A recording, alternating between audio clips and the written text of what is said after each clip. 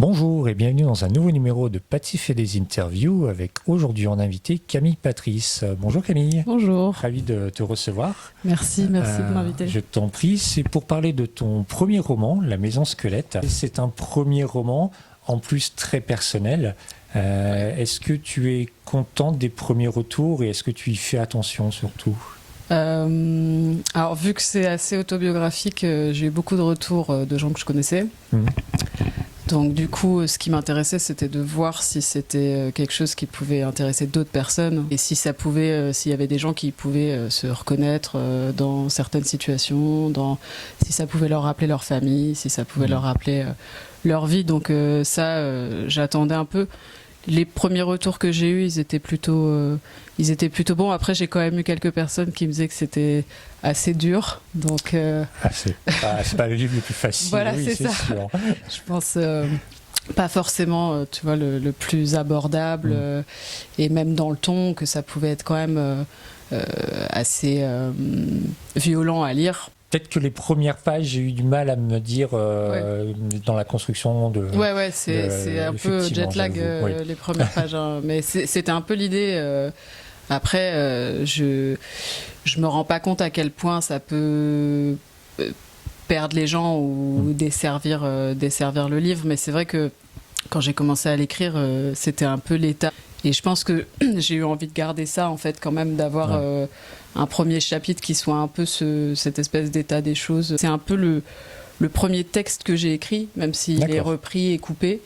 Et du coup, j'avais du mal à l'enlever parce que pour moi, c'était un peu le début d'ADN du livre. Et du coup, quand on écrit un livre autobiographique, enfin aussi personnel, est-ce qu'il y a une ligne entre ce qu'on veut, on parle de soi, mais on veut peut-être quand même garder les choses pour soi, sans tout dire, ou entre la fiction, enfin la ligne doit être mince?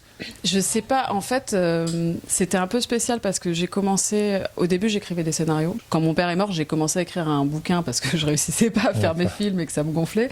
Et du coup, c'était une fiction. Donc au début, moi j'écrivais beaucoup plus facilement de la fiction et tout, j'avais jamais rien écrit d'autobiographique. Et quand j'ai commencé celui-là, en fait, j'ai écrit les deux en même temps pendant un petit moment. D'accord. Et celui-là, il a pris toute la place, quoi. Petit à petit, j'ai plus écrit que ça. Je pense que ce que j'ai cherché à rendre, c'était pas forcément une réalité. Tu vois, enfin, c'est pas du documentaire. Oui. Hein. Et de toute façon, ça, je veux dire, je suis personne, donc ma vie, en vrai, on s'en fout. Mais c'était plus les sensations sur des choses qui m'ont marqué à différents âges. Et la connexion à un lieu. En fait, j'ai pas vraiment cherché à me dire est-ce que tu parles de ci, de ça, à quel point t'y vas et tout. Je crois que dans l'ensemble, je me suis pas tellement posé la question. Et je pense que le bouquin, il a quelque chose d'assez cruel. Moi, j'ai eu des super moments, surtout dans mon enfance. J'ai eu une super belle enfance et tout. Donc, j'ai aussi choisi de quoi je parlais et le ton, tu vois, sur lequel je voulais en parler. Mais après, sur l'aspect personnel, moi, ce qui m'a plu et ce qui m'a intéressé, c'était de mettre les gens...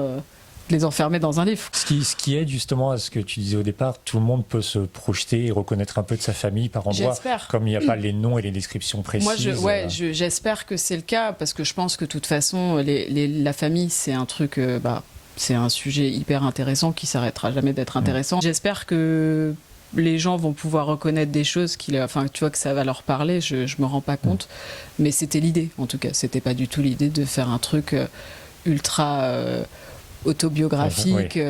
C'est plus sur les ressentis, sur l'enfance, tu vois, sur les émotions et sur ce que tu gardes aussi. J'ai pas raconté le pitch parce qu'il est pas simple, enfin il n'y a pas vraiment de pitch. Ouais, en fait on peut dire que c'est les maisons où j'ai vécu. Voilà, c'est les maisons où tu as grandi. C'est un passage. Est-ce que, on parle de mémoire, est-ce que tu as fait les ressentis et les histoires de mémoire ou est-ce que tu aurais retourné sur certains lieux, ne serait-ce que voir les façades pour...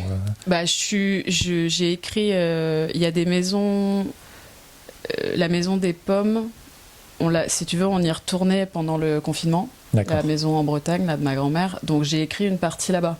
Et je savais qu'elle allait être vendue dès que le confinement s'arrêtait, en fait. Donc ça m'a pas mal inspiré parce que d'être sur place. Après, moi, je vis beaucoup en Corse. Donc la Corse, je l'ai sous les yeux tout le temps pour écrire. Mais il y a des lieux... tu vois, comme la cabane, j'y suis jamais retournée. C'est des trucs que j'ai de tête Et sûrement qu'il y a plein de choses fausses d'ailleurs. Oui, bah oui. Mais en fait, c'est ce que j'en garde. Tu vois, les quelques souvenirs vraiment que j'ai, ils sont dans le livre, quoi. Puis il y en a d'autres où j'ai pas du tout envie de retourner. Oui. ça peut se comprendre. Voilà.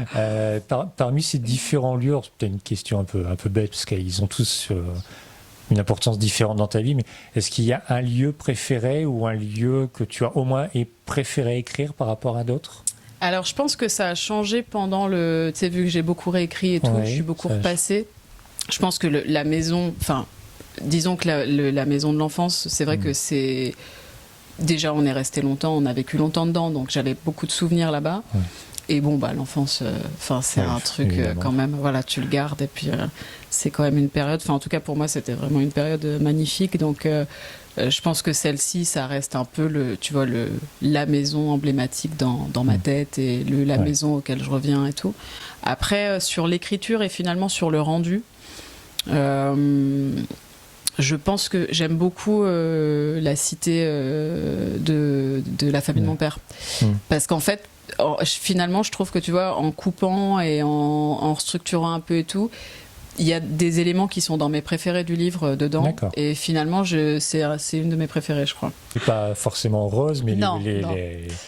Non, mais voilà, les lieux. C'est pas non plus, mais c'était marrant parce que qui nous fait pleurer non plus, quoi. Ah bah alors tant mieux, parce que moi c'est ce que je me suis dit, et vu que j'ai eu aussi des échos un peu contraires justement, mais je pense que c'est plus des gens qui me connaissaient et qui ont moins de distance, tu vois. Et là par contre, là je veux bien croire. Voilà, là c'est différent, mais c'est vrai que moi j'ai pas l'impression. En fait, je sais pas, moi j'ai presque l'impression qu'il y a quand même des passages assez marrants. Enfin, je pense que je suis assez cynique, donc peut-être que j'ai pas le même humour que tout le monde. Mais tu vois, il y a des trucs où pour moi c'est plutôt du second degré, quoi. Enfin, il y a des exagérations, des choses où je crois pas être toujours dans le drame. Je trouve que c'est assez noir, mais c'est un peu cynique, quoi, un peu grinçant parfois. Je l'ai peut-être ressenti parce que je sais que tu travailles dans ce domaine-là, mais ça fait un peu cinématographique justement.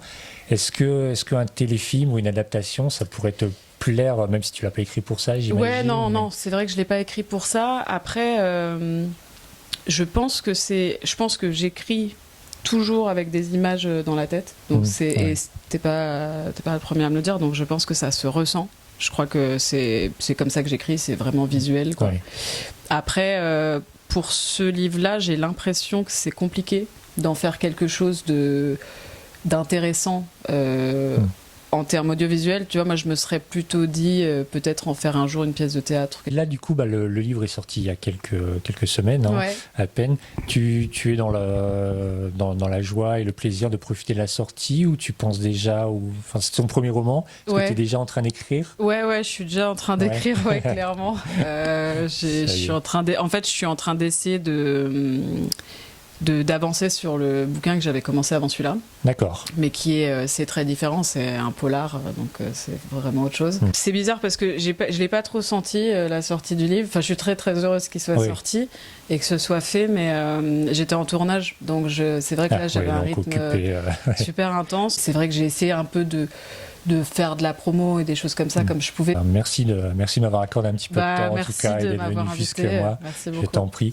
Moi voilà, je vous invite toutes et tous à lire La Maison Squelette de Camille Patrice. Voilà, j'espère qu'on vous aura donné envie. Le livre est disponible partout. Et puis merci encore à toi Camille. Merci. Je t'en prie. Et puis nous, on se retrouve très bientôt avec un autre invité dans Patsy fait des interviews. Et d'ici là, n'oubliez pas de lire. Bonne journée, au revoir. Au revoir.